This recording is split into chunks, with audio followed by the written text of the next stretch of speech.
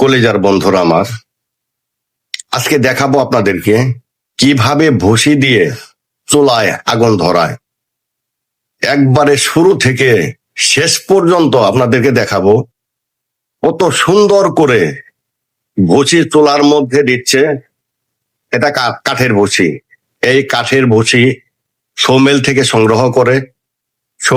সংগ্রহ করে চা ব্যবসায়ী যারা বেশিরভাগ এই কাঠের ভুসি দিয়ে চা তৈরি করে, চুলা জ্বালায়। দেখেন কিভাবে চুলার ভিতরে ভুসি দিতেছে, এই ভুসি কিভাবে প্রসেসিং করতেছে, সবগুলোই দেখাবো। একবারে চা তৈরি করা পর্যন্ত আপনাদেরকে দেখাবো কিভাবে এই বেচারা ভুসি দিয়ে চুলায় আগুন ধরাবে। এ টু জেড সম্পূর্ণ দেখতে পারবেন, একবারে চা তৈরি পর্যন্ত দেখতে পারবেন। আসলে আমরা যা মনে করি তা না, কর্ম যে যেটা করে আসলে খুব কষ্টের। আমি শুরু থেকে এই ভিডিওটা তৈরি করতেছি, বানাইতেছি, আমি দেখলাম যে আসলে অনেক কষ্টকর কাজ এটা।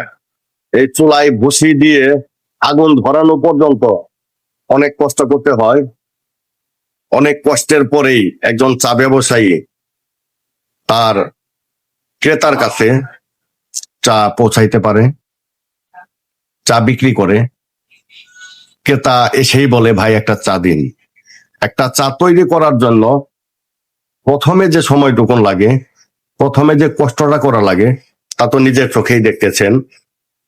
এই দোকানদার ভাই আমাদের সাটুরিয়াতে তার বাড়ি, শিমুলতলি স্ট্যান্ডের দোকান। ওনার চায়ের মান খুব ভালো, উনি চাটা খুব সুন্দর চা বানায়, পরিষ্কারও খুব। চার কাপ খুব ভালোভাবেই ধোয়া পাকলা করে সে চা তৈরি করে, তারপর সে তার কাস্টমারকে চা দেয়। এই দোকানটায় বেচা কিনেও ভালো, খুব ভালো বেচা কিনে করে। এখানে কাস্টমার চা খায়, টিভি আছে, টিভিতে বিভিন্ন ধরনের নাটক, সিনেমা, এগুলা মানুষ দেখে আর চা খায়। আমার পাশেই দোকান, মাঝে মধ্যে আমিও আসি দোকানে, বসি, চা খাই। অনেক সময় আমার দোকানেও সে চা দিয়ে আসে, খুব ভালো।